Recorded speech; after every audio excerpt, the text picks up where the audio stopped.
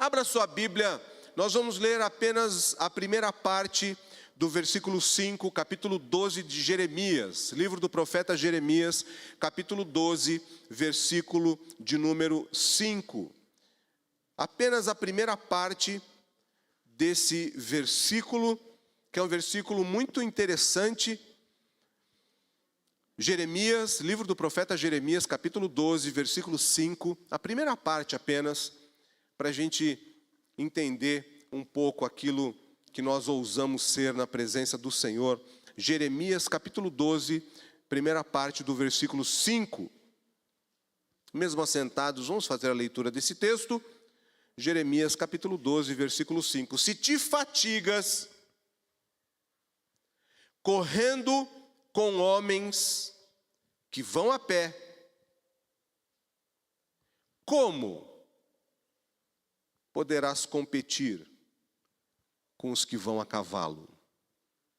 Vou ler novamente.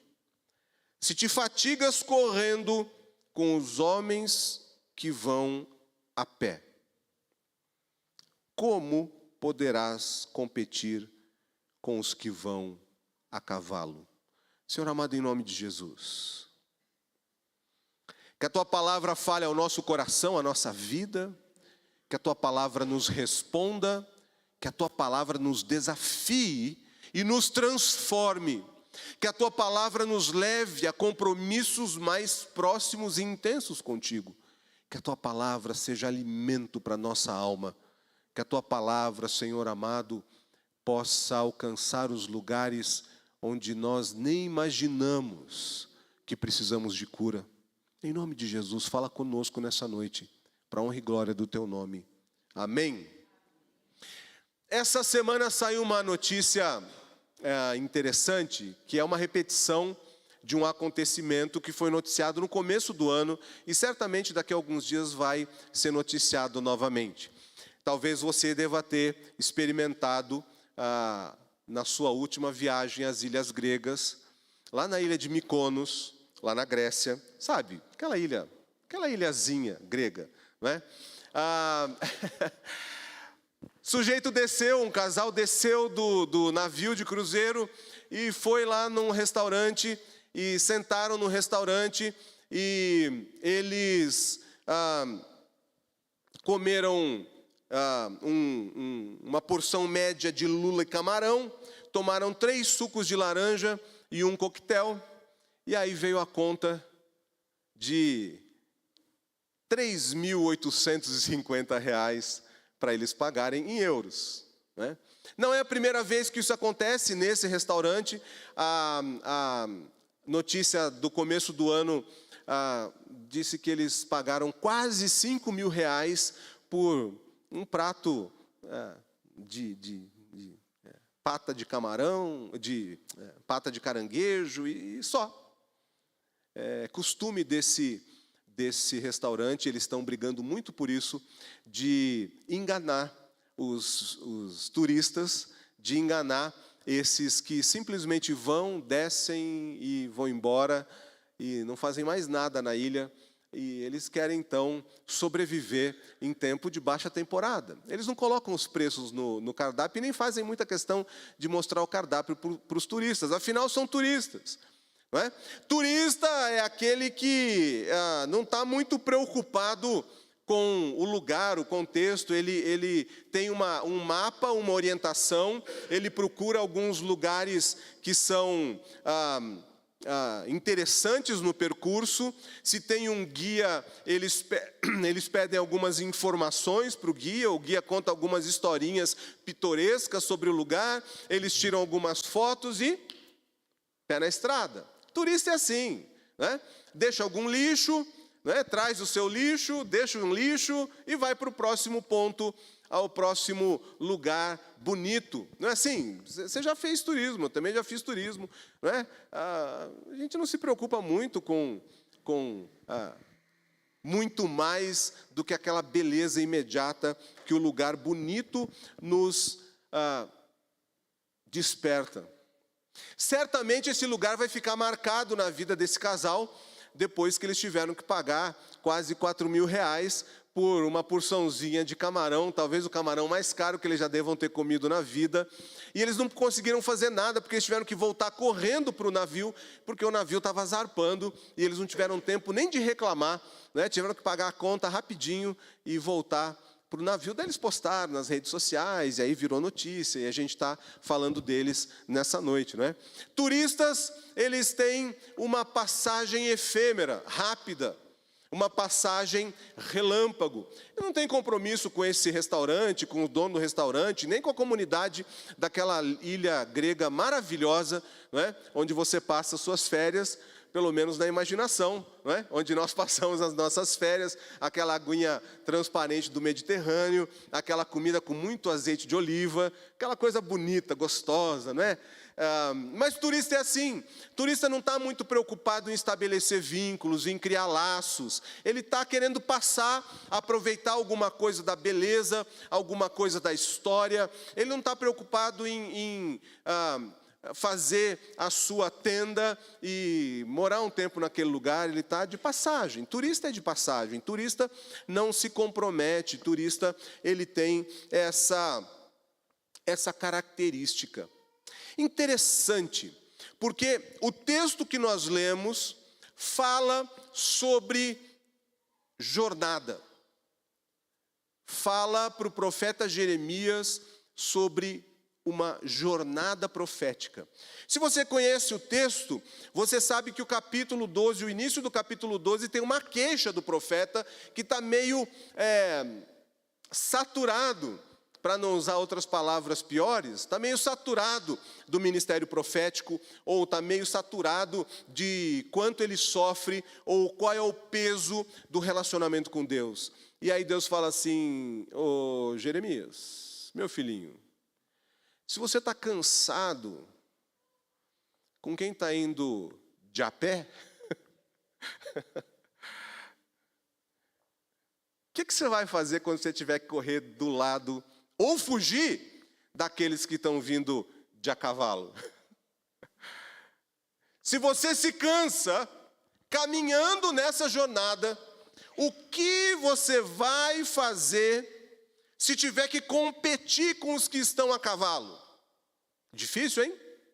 Certamente a gente não vai ter o mesmo fôlego que tem um cavalo, e não vai conseguir andar tanto quanto um cavalo. Tem alguns que conseguem, né? Que tem uma capacidade de caminhada, de corrida invejável, mas a maioria de nós não tem.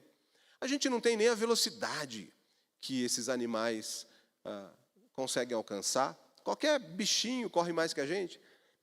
E quanto mais um cavalo. E parece que Deus está desafiando Jeremias. Deus está colocando em Jeremias uma dúvida que é a nossa dúvida. E que eu gostaria que nessa noite nós pudéssemos entender. Nós estamos numa jornada. Nós não somos turistas. Nós somos peregrinos. Você conhece o conceito de peregrino? Peregrino é aquele que sai em peregrinação. Ele está indo a algum lugar. Ele sabe para onde ele vai. Ele sabe que nessa peregrinação, os lugares onde ele passa são extremamente importantes. Os lugares e as experiências que ele tem, as pessoas que ele encontra, os diálogos que ele constrói, são extremamente importantes. O peregrino é aquele que sai em direção a algum lugar sagrado, importante, onde ele sabe que vai encontrar algo que vai transformar a vida dele. A Bíblia é feita de peregrinos. Abraão, sai da tua terra, da tua parentela e vai para o lugar que eu vou te mostrar. Não é isso?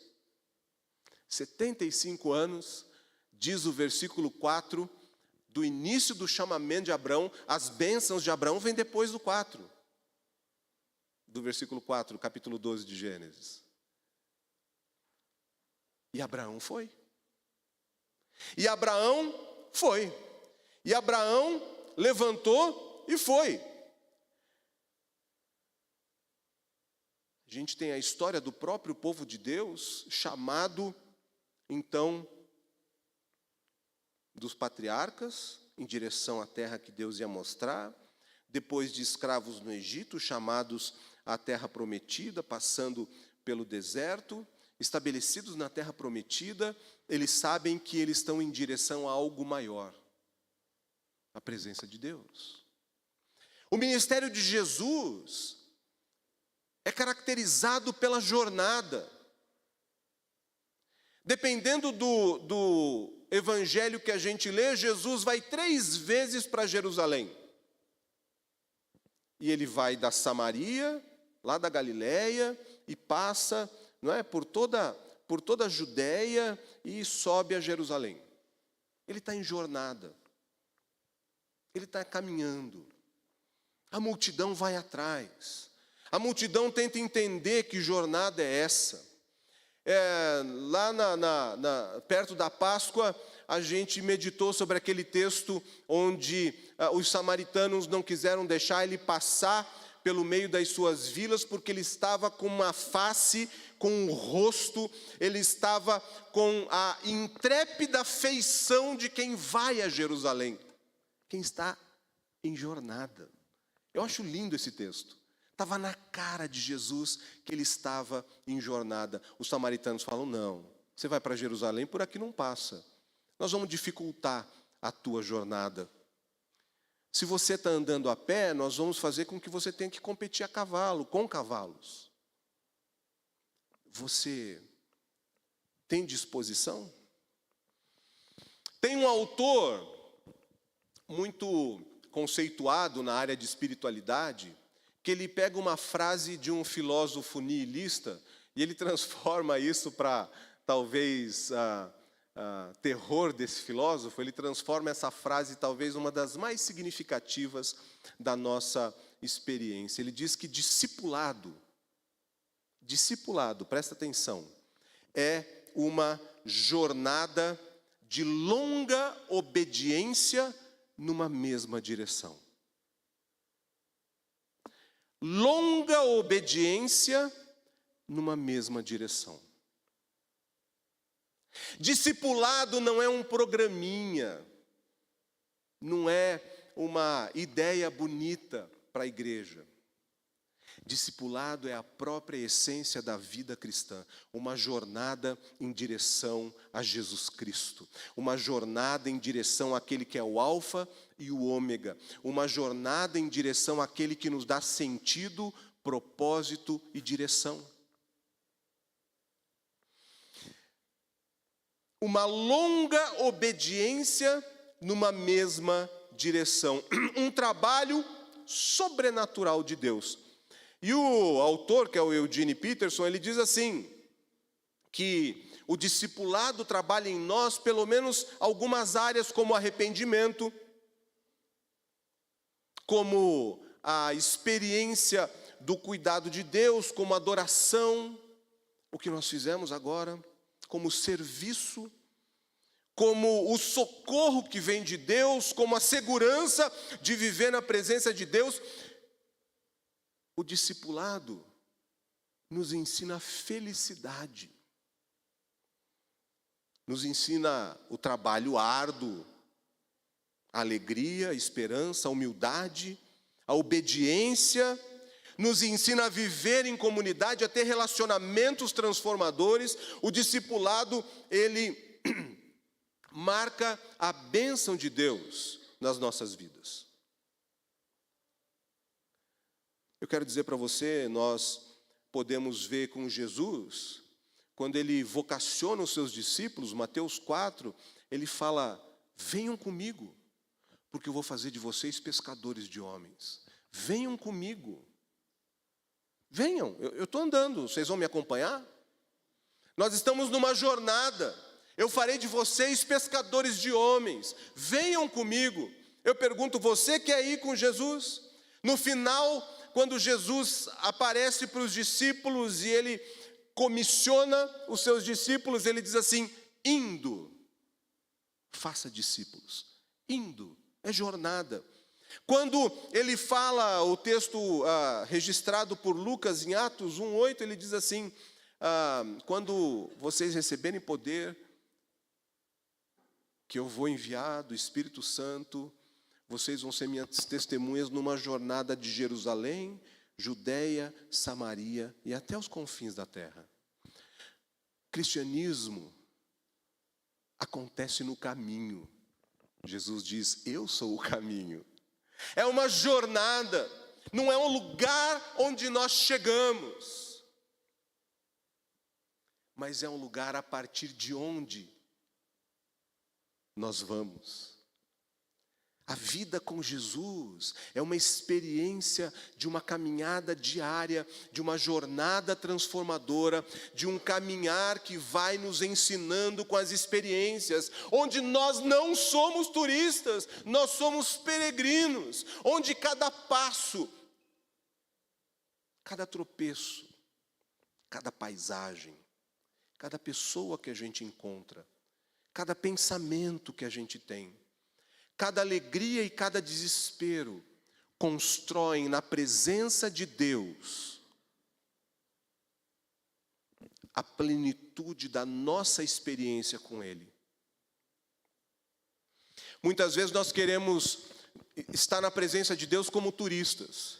A gente vai lá, tira uma foto, guarda no celular, nunca mais vê, de repente a gente lembra e vai lá tentando achar a foto daquele momento em que nós vivemos um pouquinho, um pinguinho de um sopro de Deus na nossa vida. Mas é uma foto no meio de tantas outras, a gente perde, não é assim? Quantas vezes já tentou achar uma foto no seu celular, que celular é tudo, também faz ligação, né?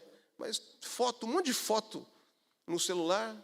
Ai, mas aquela eu sei que está aqui, mas é uma fotinho no meio de 1 milhão de fotos. Isso é coisa de turista. Tive uma experiência com Deus. Pronto, está lá registrada. Não preciso levar comigo, não preciso ruminar essa experiência, não preciso que ela se prolongue, não preciso que ela me transforme. Se eu tiver saudade, eu vou lá e procuro. Se eu achar, achei. Se não achar, também. Eu procuro no Google, foto de uma experiência com Deus para o meu coração.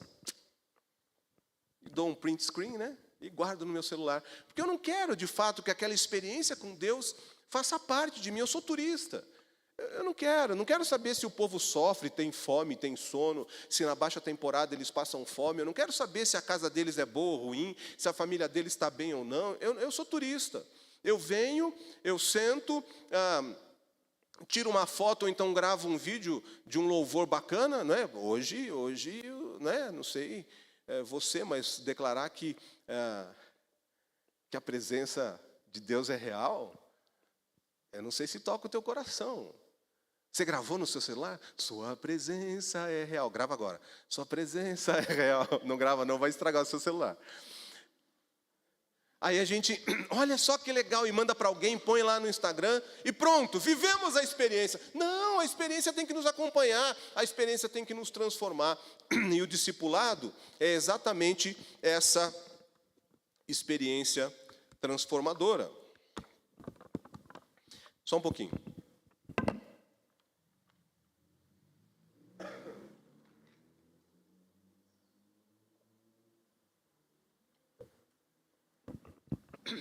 Estou me recuperando da garganta, tá bom? A água tem que ser na hora certa. Como turista, a gente acaba se envolvendo pouco, achando que a gente registrou aquele momento, e às vezes a gente é crente turista. Não só porque a gente vem na igreja de vez em quando, né? Esse é o crente turista, vem de vez em quando. Mas porque mesmo que a gente venha todo domingo, a gente está de passagem. A gente não quer se envolver com aquele povo daquele povoado. O peregrino, ele sabe que cada passo que ele dá é uma construção para ele chegar naquele lugar onde a adoração, onde o louvor, onde a presença de Deus, onde a plenitude da experiência que ele está buscando no Senhor é poderosa, real e verdadeira. O peregrino, ele caminha em oração. Ele caminha em espírito de adoração. Ele caminha numa perspectiva de louvor. É o que eu tenho dito para você, quando você se arruma para vir à igreja, você tem que ter uma expectativa. Você tem que saber que você está nesse caminho de peregrinação. Esse é o caminho do discipulado. Venham comigo, diz Jesus, eu farei de vocês pescadores de homens. Vocês querem ser meus discípulos? Indo, façam discípulos. Você está cansado? Está cansado? Se você está cansado e sobrecarregado, diz Jesus, aí eu pulo para Jeremias, corra com os cavalos. Se você está cansado e sobrecarregado, Jesus diz, vem a mim que eu te aliviarei. Mas o profeta fala, corra com os cavalos. Como é que isso é possível?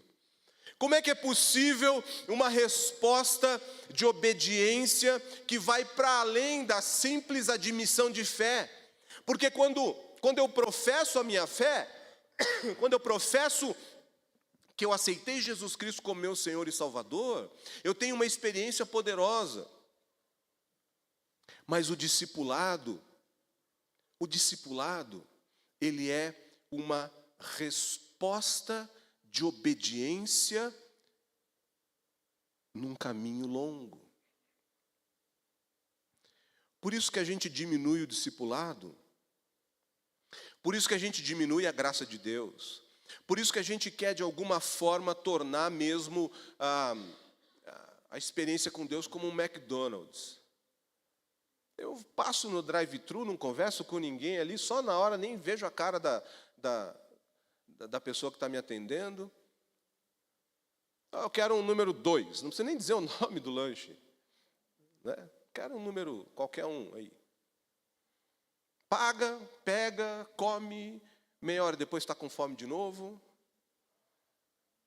Fast food para não alimentar nada e criar muita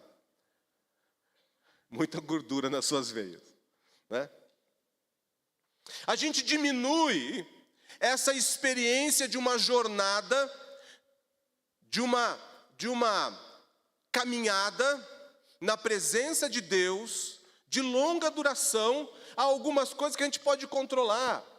O discipulado, e nós ousamos e queremos ser essa igreja onde o discipulado é uma caminhada de uma longa jornada, numa obediência de longa duração. O discipulado, então, ele mostra a presença do próprio Jesus como companheiro de viagem. Veja após a crucificação, 2 discípulos caminhando de Jerusalém para Emaús, Jesus começa a caminhar ao lado deles, eles nem percebem. Estavam tão preocupados, entristecidos e em choque, não é? Mas muitas vezes é isso mesmo, Jesus caminhando com a gente não está nem percebendo. Porque a gente não está querendo saber de jornada, a gente quer saber da foto turística, de alguns momentos que vão arrepiar o cabelo da nuca, né? Vão deixar a gente emocionado, com lágrima nos olhos, e deu. O resto da vida é o resto da vida. Jesus nem vai comigo. Nem quero mesmo que vá, porque se ele for comigo, ele está lascado. Ele está lascado, né? O discipulado é um compromisso, e diz um outro teólogo aí, esse ele é bem mais radical, ele diz assim, a salvação é gratuita. Gratuita. Salvação é gratuita, graça de Deus, pela fé. Mas o discipulado vai custar a sua vida. É uma frase que o Billy Graham falou várias vezes na sua vida, né? Essa frase é de um teólogo alemão chamado Dietrich Bonhoeffer, que tem um livro que tem exatamente o título Discipulado, e ele escreve que o discipulado custa absolutamente tudo. Custa a sua vida. Se alguém quer vir após mim, tome a sua cruz, negue-se a si mesmo e venha para a jornada. O discipulado não é um programete de igreja. O discipulado é um estilo de vida, de caminhada com Jesus. E nós ousamos ser uma igreja que tem discipulado. Não para que um mande no outro, viu? Não é isso não. Se você já ouviu ou já viveu algum tipo de discipulado onde é meramente uma organização hierárquica para que alguns mandem em outros, não, de forma alguma. Aqui, não é? O discipulado tem 2 andares apenas: discípulos e mestre. Discípulos e mestre. Mestre e discípulos. Nós não temos hierarquias, nós somos discípulos e discípulas, com um único mestre. Quem é o mestre? Jesus. Ele que é o caminho para a nossa jornada, Ele que é a verdade para a nossa vida, Ele que é a vida para a nossa salvação. A salvação é de graça, o discipulado vai custar a sua vida. Bonhoeffer, ele é muito conhecido pela crítica que ele fez a uma tentativa, isso que ele é da década de 40, tá bem? Ele fez uma crítica à graça barata. Graça barata é um tipo de evangelho turístico, um fest evangélico, um evangelho rápido, superficial, momentâneo, turístico, que tem atrações, tá bem? É assim que cidades turísticas fazem, né? Você já foi em alguma cidade turística que era celebrada e quando você chegou lá, você falou assim, nossa, é isso? Eu tenho algumas, mas como a gente passa no YouTube, não vou falar nenhuma delas. Porque eu já tive experiência, nossa, nós vamos lá naquela cidade, quando você chega, você fala, nossa, essa é a menor atração turística do mundo. Não é? Você perde seu tempo, mas claro, o turismo é isso. Você faz qualquer coisinha lá, coloca umas luzinhas e tal, piscando, fala aqui e tal, daí o povo começa a ir, e aí começa a ter umas feirinhas em volta, né? E aí vira ponto turístico. Você chega lá e fala, e aí? Tem uma frase que eu tenho usado várias vezes aqui, e é uma frase assustadora, né? Que diz assim, é muito triste quando as pessoas vêm à igreja para encontrar a Deus e só encontram a gente. Terrível! Mas esse é o ponto turístico, porque se nós não estamos na jornada de nos tornarmos semelhantes a Jesus, se nós não estamos na jornada de nos tornarmos cada vez mais parecidos com o Filho, se nós não estamos na jornada de nos compararmos à medida da estatura, da plenitude de Cristo, de sermos aperfeiçoados, de sermos cheios do Espírito Santo, de sermos operosos em frutos que permanecem, de sermos ligados à videira que é Jesus Cristo, tendo o Pai como agricultor, de sermos homens e mulheres chamados e enviados para pregar o evangelho da salvação em Jesus Cristo, se nós não somos aqueles que são enviados para pregar a palavra da salvação e operar sinais e prodígios, de fato, a manifestação de Deus vai ser uma coisa pálida. Aí a gente coloca umas luzinhas e tal, né? A gente coloca umas luzinhas e tal para ficar mais atrativo, mas não, né? Pinta a parede de sei lá que cor, né? Põe gelo seco. Eu lembro quando ainda a vida era analógica. Você lembra quando a vida era analógica? Se você fizer assim, você está velho. Assim como eu. O telefone você discava, isso é analógico.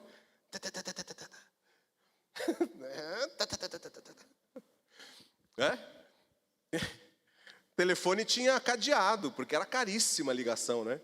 Você lembra disso ou não? Você trocava um Fusca por uma casa e uma casa por um telefone. Era quase isso, né? Os valores. Meu Deus, como as coisas mudaram moçada mais nova aí, dá glória a Deus, porque mudou bastante coisa, né? Algumas para melhor, outras para pior, mas é assim mesmo.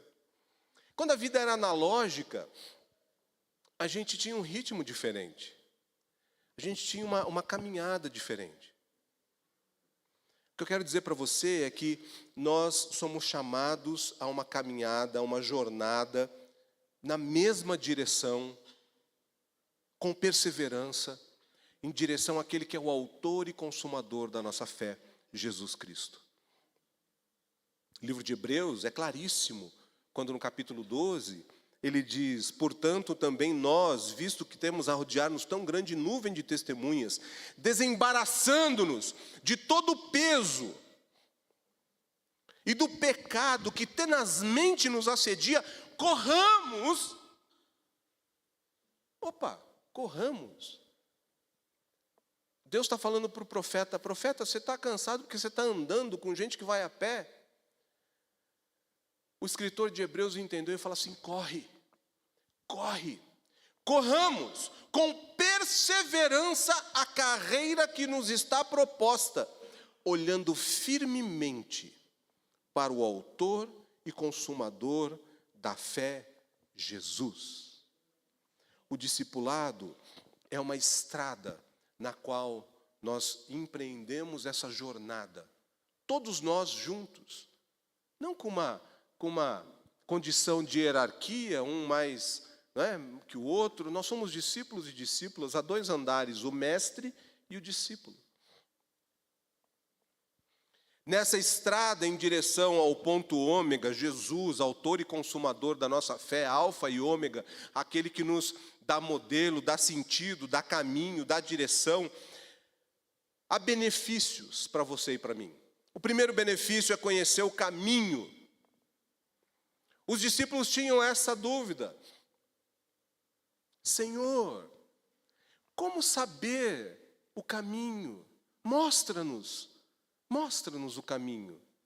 Mostra-nos o caminho. Jesus fala para ele e para os discípulos: eu sou o caminho, a verdade e a vida. Ninguém vai ao Pai senão por mim. Eu sou a jornada. Me acompanhe, vá comigo, ande ao meu lado, aprenda comigo que sou manso e humilde de coração, que o meu fardo é leve e o meu jugo é suave. Como peregrino, nós aproveitamos cada passo desse caminho.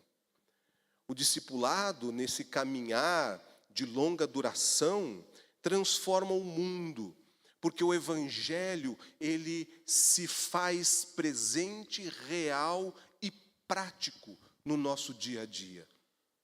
É como a gente pregou esses dias, não é? Quando Pedro está negando Jesus e alguém fala assim: você é um deles, você fala igualzinho, você tem a cara de discípulo de Jesus. Transformar o mundo por causa de um evangelho a cada passo da nossa vida. Outro benefício é que nós crescemos no relacionamento com Deus. Nós aprendemos a nos tornar mais próximos de Deus em Jesus. Nós construímos, outro benefício, relacionamentos com os outros. Porque nós não caminhamos sozinhos. E isso que é o discipulado. O discipulado não é aquela obrigação de você cuidar de alguém, de um grupo. Não, é uma parceria onde nós vamos amadurecendo juntos. Onde nós vamos nos relacionando. E sabe quando você está de mau humor e a pessoa chega para você e fala bom dia, e você responde bom dia para você, porque eu não sei para quem mais pode ser. Você vai falar assim: